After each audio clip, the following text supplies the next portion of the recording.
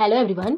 हम लोगों ने जो क्लास 12th की जो अकाउंटेंसी सब्जेक्ट है उसका chapter 7 accounting for share capital issued and forfeiture जो चैप्टर स्टार्ट किया उसके कुछ न्यूमेरिकल्स देखे जिसमें हमने कंपनी कैसे अपने शेयर को इशू करती है, तो उसके अलग अलग मेथड देखे जिसमें हमने लमसम मेथड, इंस्टॉलमेंट मेथड देखा और शेयर को इशू करने के भी 3 अलग अलग तरीके देखे जिसमें हमने कंपनी कैसे शेयर को एट पर पे इशू करती है, एट प्रीमियम पे इशू करती है, एट डिस्काउंट पे इशू करती है। तो ये अलग अलग फॉर्मेट देखा। तो अभी जो हमारा जो टॉपिक है वो है कि issued of share for consideration other than cash. मतलब कंपनी क्या करेगी, शेयर को इशू करेगी अदर कंसिडरेशन फॉर कैश, मतलब कैश को छोड़ के अदर कोई कंसिडरेशन मतलब इसमें यह है प्रतिफल। कंपनी किसी अन्य प्रतिफल के लिए, मतलब नगद को या रोकड़ को छोड़कर अन्य प्रतिफल के लिए जब कंपनी क्या करती है, शेयर को इशू करती है, उससे रिलेटेड हम टॉपिक देखेंगे। तो स्क्रीन पर आपका ये रहा क्वेश्चन। तो आपका क्वेश्चन है, Kumar limited purchase assets of ₹6,30,000 from Bhanu oil limited. Kumar Limited issued equity share of ₹100 each fully paid up in consideration. What journal entries will be made if the share are issued at par, at discount of 10% and at premium of ₹20%? तो यहाँ पर एक Kumar limited है, वो purchase कर रहा है। क्या परचेस कर रहा है? एसेट्स परचेस कर रहा है। कितने का? 6,30,000 का।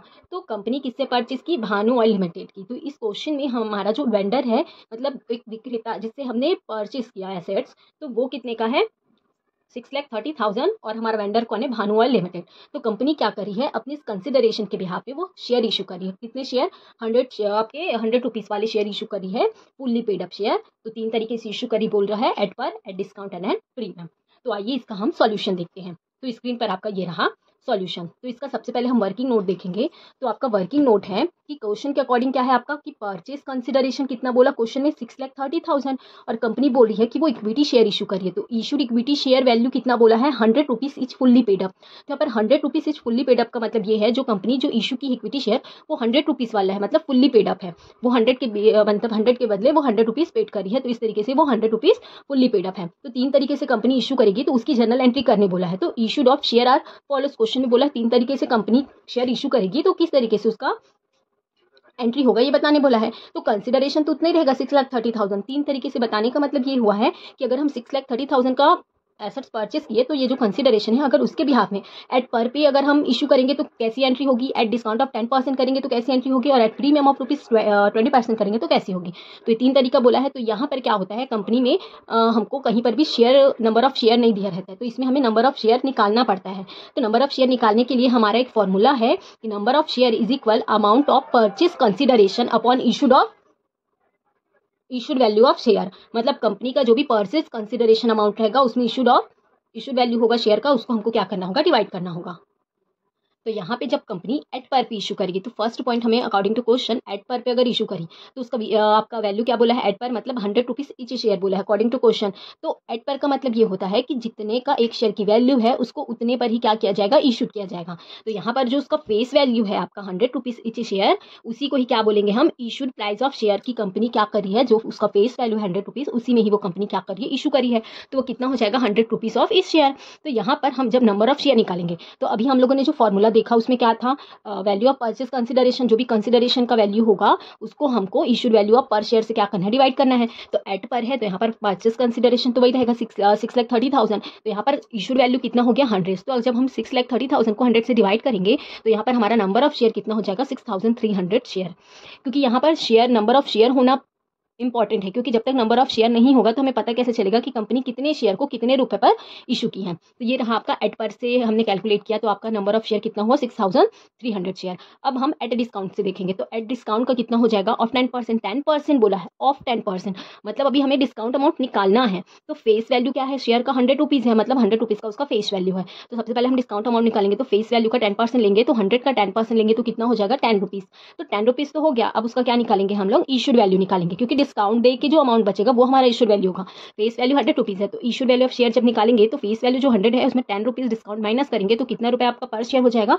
9 रुपीज़ पर शेयर हो जाएगा। तो यहाँ पर इशूड वैल्यू क्या हो गई? 9 रुपीज़ पर शेयर। तो अब जब हम नंबर ऑफ शेयर निकालेंगे तो आपका कंसिडरेशन वैल्यू तो वही रहेगा 6,30,000। इशू वैल्यू क्या हो जाएगा, 90 से डिवाइड करेंगे, क्योंकि यहाँ पर क्या है, डिस्काउंट पहले, तो डिस्काउंट माइनस हुआ है। तो जब आप 6,30,000 को 19 से डिवाइड करेंगे तो हमारे कितने शेयर हो जाएंगे, 7,000 शेयर हो जाएंगे। अब 7,000 तो शेयर हो गए, तो अब यहाँ पर हमें क्या वर्किंग भी ये भी देखना पड़ेगा कि डिस्काउंट अमाउंट एक्चुअल में है कितना है। तो हमारा जब हम कंसिडरेशन अमाउंट निकालेंगे तो 7,000 शेयर है, तो 7,000 शेयर कितने से डिवाइड हो जाएगा, मल्टीप्लाई हो जाएगा 90 से। तो आपका कंसिडरेशन वैल्यू कितना हुआ, आपका 6,30,000, और साथ ही हमें डिस्काउंट वाला है तो डिस्काउंट का अमाउंट निकालना होगा।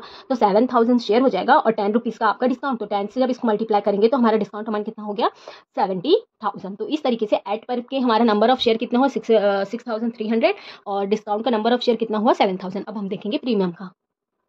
तो जब अभी हमने एट पर देखा, नेट डिस्काउंट देखा, अब देखेंगे एट प्रीमियम। तो according to question at premium का कितना बोला है, ऑफ 20%। तो 20% बोला है, ऑफ 20%, मतलब जो फेस वैल्यू है उसका 20% कैलकुलेट करना होगा। तो फेस वैल्यू कितना है हमारा, 100 रुपीज़ इस शेयर है। तो प्रीमियम अमाउंट क्या हो जाएगा, 100 रुपीज़ का 20% लेंगे तो हमारा कितना रुपये हो जाएगा, 20 रुपीज़। अब हमें क्या निकालना है, इशूड प्राइस ऑफ शेयर निकालना है। तो इशूड प्राइस ऑफ शेयर क्या हो जाएगा, ये तो प्रीमियम वाला है, तो जो फेस वैल्यू है उसमें प्रीमियम का अमाउंट ऐड कर देंगे। तो 100 + 20 = 120। तो 120 हमारा क्या हो जाएगा, इशूड प्राइस ऑफ शेयर हो जाएगा। तो अब हम एट प्रीमियम में नंबर ऑफ शेयर निकालेंगे तो 6,30,000 आपका कंसिडरेशन वैल्यू हुआ और 120 आपका इशू प्राइस ऑफ पर शेयर हुआ। तो इसको जब हम 120 से डिवाइड किए तो हमारे कितने शेयर है, 5,250 शेयर्स। तो प्रीमियम में हमारे कितने शेयर है, 5,250 शेयर। तो अब हम क्या देखेंगे, कंसिडरेशन वैल्यू क्वेश्चन के अकॉर्डिंग कितना है, टोटल 6,30,000। अब प्रीमियम अमाउंट है तो इसका मतलब ये होता है कि प्रीमियम अमाउंट इसमें इंक्लूड है कंसिडरेशन वैल्यू में। तो इसको अब हमें 2 पार्ट में कन्वर्ट करना होगा। तो यहाँ पर जो हमारा कंसिडरेशन वैल्यू है तो इस कंसिडरेशन वैल्यू को 2 पार्ट में कन्वर्ट करेंगे। एक पार्ट करेंगे कैपिटल का और दूसरा करेंगे प्रीमियम का।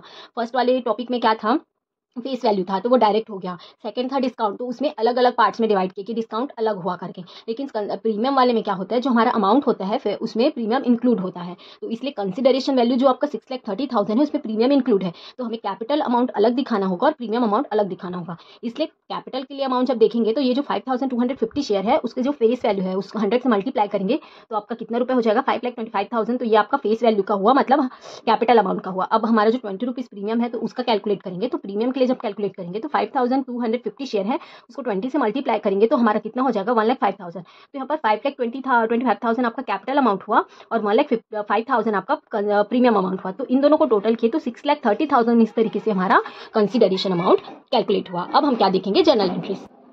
अब जब हम इसके जर्नल एंट्रीज देखेंगे तो वर्किंग हो गया, क्योंकि इस क्वेश्चन में वर्किंग नोट्स इंपॉर्टेंट है, क्योंकि ये बोर्ड एग्जाम का एग्जाम ओरिएंटेड क्वेश्चन है। ये बोर्ड एग्जाम है, एससी बोर्ड में, सीजी बोर्ड में, सीबीएसई बोर्ड में रिपीटेड क्वेश्चन है। ये बार बार रिपीटेड क्वेश्चन है, इसीलिए इसको वर्किंग नोट के साथ समझना इंपॉर्टेंट है। तो जो कुमार लिमिटेड है वो हमारा ओनर है, तो इसलिए in the books of Kumar limited तो जर्नल एंट्रीज करेंगे। तो सबसे पहले क्या, उसने किससे एसेट्स परचेज किया, भानुआल लिमिटेड से। तो जब हम परचेज की एंट्री करेंगे, यहाँ पर डेट नहीं दी इसलिए हम अपने हिसाब से बता रहे हैं कि हम किसकी एंट्री करें। तो सबसे पहले एसेट्स परचेज की एंट्री करें, तो एसेट्स परचेज के तो एसेट्स अकाउंट डेबिट हो जाएगा टू भानु ऑयल लिमिटेड, क्योंकि हम किससे परचेज किए हैं, भानु ऑयल लिमिटेड से। तो यहाँ पर हमारा वेंडर कौन है, भानु ऑयल लिमिटेड। यहाँ पर टू भानु ऑयल लिमिटेड हुआ कि बीइंग परचेज एसेट्स कितना, 6,30,000 डेबिट, 6,30,000 क्रेडिट। अब हमें क्वेश्चन ने ये बोला है कि 3 तरीके से हमें जनरल एंट्री करके बतानी है कि एट पर में जब उसको पेमेंट होगा तो कैसे होगा, एट डिस्काउंट पे एंड एट प्रीमियम पे। तो सबसे फर्स्ट हम एट पर में बताएंगे। तो एट पर में बताएंगे तो सिंपल सा भानु ऑयल लिमिटेड जो क्रेडिट है उसे डेबिट करेंगे, तो भानु ऑयल लिमिटेड क्या हो जाएगा, डेबिट हो जाएगा। और कंपनी इक्विटी शेयर इशू की है इसलिए to equity share capital account.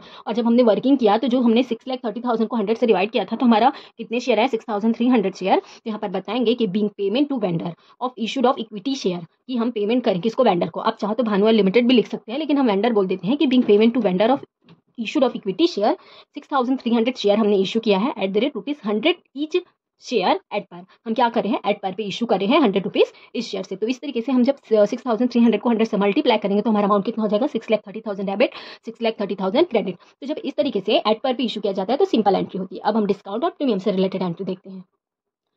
जब हम अब डिस्काउंट पे एंट्री करेंगे तो जब एट डिस्काउंट से एंट्री होगा तो किसको पेमेंट करेंगे, भानु ऑयल लिमिटेड को। तो आपका भानु ऑयल लिमिटेड अकाउंट क्या हो जाएगा, डेबिट। और ये डिस्काउंट वाला है तो डिस्काउंट हमारे बिजनेस का क्या होता है, लॉसेस होता है। तो यहाँ पर डिस्काउंट डेबिट हो जाएगा कि discount on issued of share की, क्योंकि ये कौन सा डिस्काउंट है, इशूड ऑफ शेयर, मतलब हम जब शेयर को इशू कर रहे हैं उस समय डिस्काउंट दे रहे हैं। तो discount on issue of share account debit to equity share capital account. हम क्या पेमेंट कर रहे हैं, इक्विटी शेयर इशू कर रहे हैं। तो कितने इक्विटी शेयर हुए, इसमें 7,000 हुए, जो हमने वर्किंग नोट किया कि being payment to vendor issued of 7,000 equity share at the rate rupees 100 each of 10% discount.